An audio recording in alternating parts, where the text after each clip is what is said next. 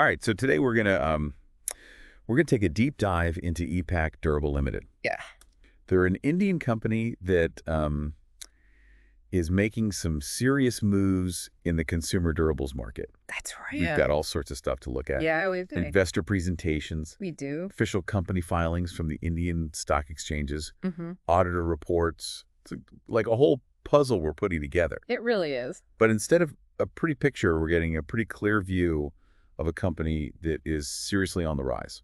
And what's so interesting is that it seems like their rise kind of mirrors what's happening with India itself. Oh, really? How so? Well, you know how India's really been pushing to become a major player in the manufacturing game? Yeah, absolutely. Well, Epack's been right there with them. They actually transitioned from just basic contract manufacturing to something called original design manufacturing, or ODM, back in 2012. ODM. Mhm. So they're not just, slapping a logo on somebody else's product. Yep. They're actually designing and manufacturing for some really big brands. Exactly. Big brands that we all know. Wow, that's a big leap. It is.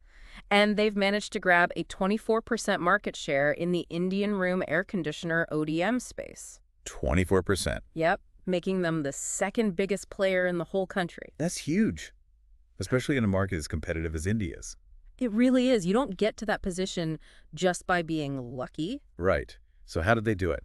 Well, a few things. Location definitely helps, but they've got more than just that going for them. The families behind Epack have over a century of combined experience in manufacturing. Wow. So they know the landscape, they know what they're doing, plus they've got 3 strategically located facilities in India. Okay. And get this, they have a really high level of what's called backward integration. Backward integration. Yeah, especially for their AC units. What does that even mean?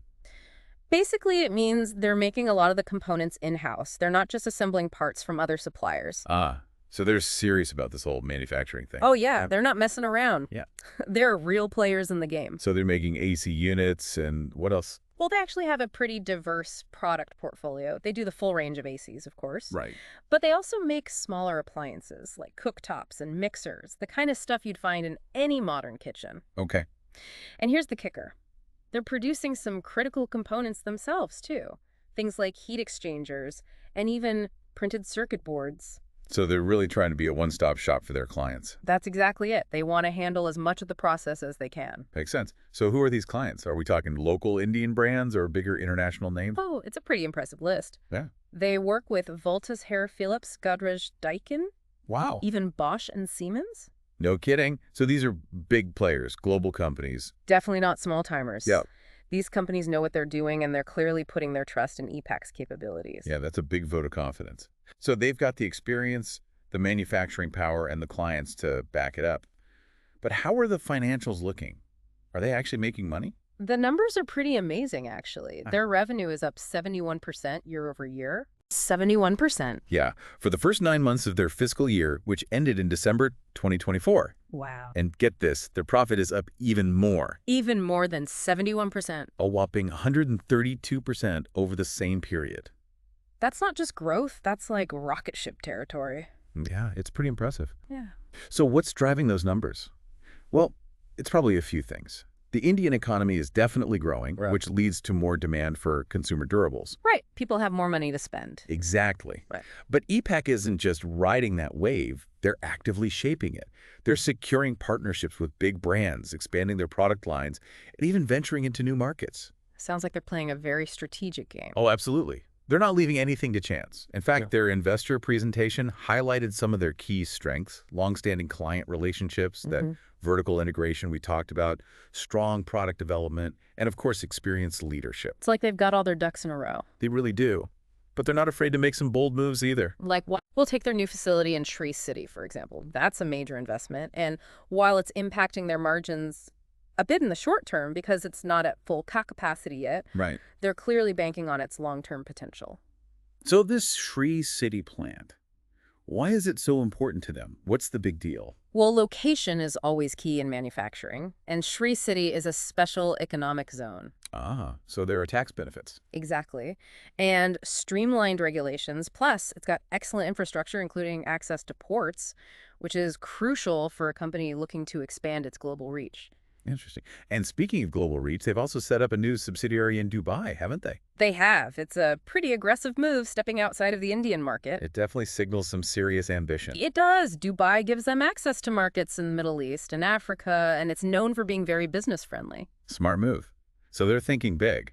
But back in India, they've also just created a wholly owned subsidiary called Epack Manufacturing Technologies. Yep, December 2024. That's intriguing. What's the story there? It's a bit of a mystery, to be honest. It's a brand new company, so it's hard to say for sure what they're up to. It could be a move to specialize in a certain type of manufacturing, maybe focusing on developing their own proprietary technologies. It's definitely something worth keeping an eye on. It's like they're constantly making moves. Yeah. Always one step ahead. And then there's their joint venture, Apavo Electricals. They've increased their stake to 50% and even provided significant loans. Yeah, they must really believe in this partnership. They're putting their money where their mouth is. But there is a note in the auditor's report about a search and seizure action by Indian tax authorities on Apavo back in 2023. Oh, right. We don't have details on the outcome yet, Right. but it's a potential risk factor that investors should definitely be aware of. Agreed. It's something to keep in mind. It's a reminder that even with all this positive momentum, there are always risks involved. And speaking of risks, this brings us to one of the most interesting points of our deep dive today. Oh, yeah. Let's get into that. Okay, so Yeah. This whole tax issue with Apamo really makes you realize that you got to look beyond just the headlines. yeah, you can't just skim the surface. Exactly. You got to dig into the details. Yeah. It's tempting to get swept up in Epack's impressive growth. Oh, for sure. But smart investors, they always look at both sides of the coin. Absolutely. It's like when you flip over a gorgeous rug and you see a couple loose threads underneath. That's a good analogy. Doesn't mean the whole thing's falling apart, but, it's something you got to check out. Right. And that brings up something else that often gets missed. Epack's investor presentation makes a big deal about their vertical integration. Yeah, how they control so much of their production process. Right. But how much is too much, Wait, are you saying that their vertical integration could be a risk too? I thought that was supposed to be one of their strengths. It can be. Yeah. It's like anything else. It has its pros and cons. Oh. Think of it this way.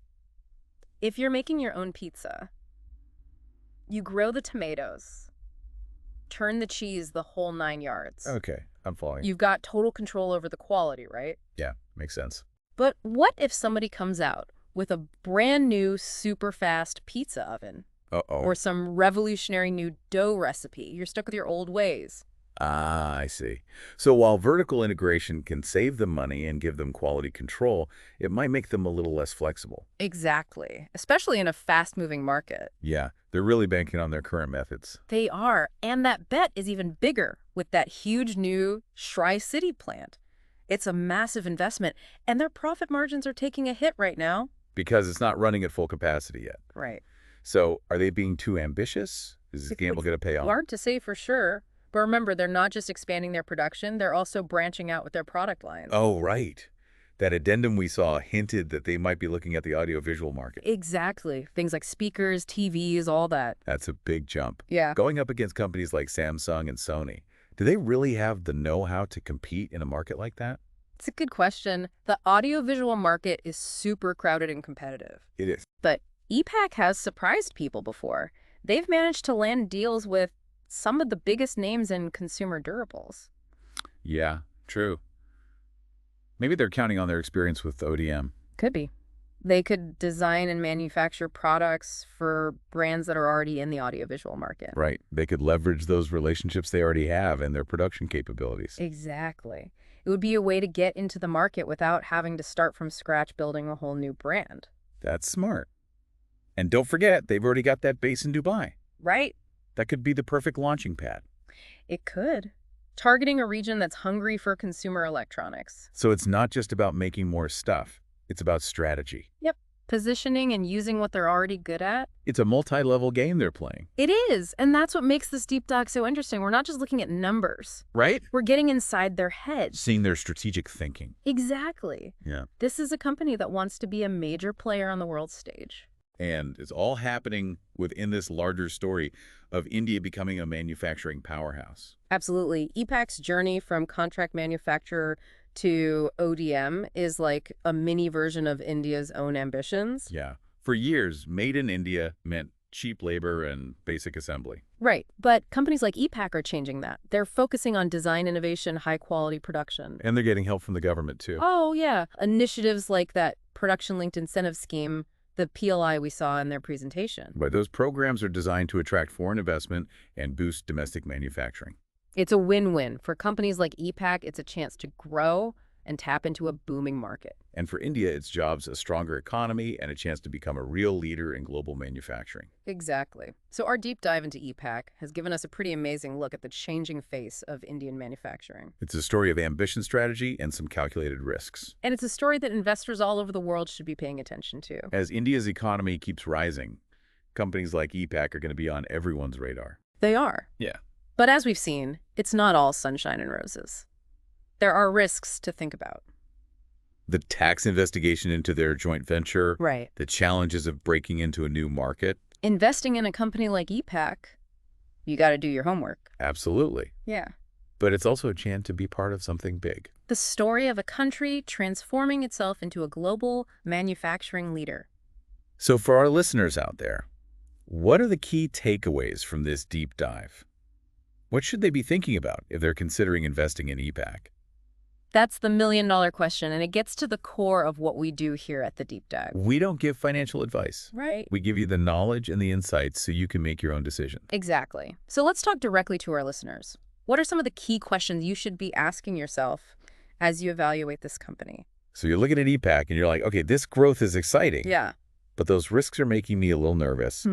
First thing you got to ask yourself, how comfortable am I with emerging markets? Because India's economy is on fire right now. It is. But there's always that political and regulatory uncertainty.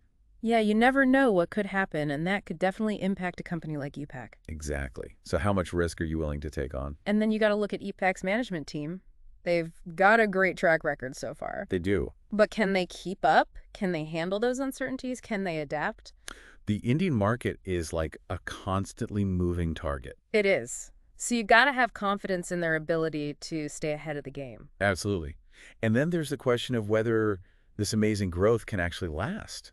Right. Can they keep winning those big contracts? And to keep expanding into new markets. Without stretching themselves too thin. Exactly. And what about that new Shri City plant? It's a drag on their margins right now. It is. But what happens when it's up and running at full speed? Yeah. Will those profit margins stay healthy as production ramps up? That's a big question. And we can't forget about that tax investigation with their joint venture, Apavo Electricals. Right. We still don't know how that's going to play out. Exactly. But it just goes to show you got to understand the rules of the game in India. Things can get complicated fast. No kidding. And then we come back to that whole vertical integration thing. Is it a good thing or a bad thing?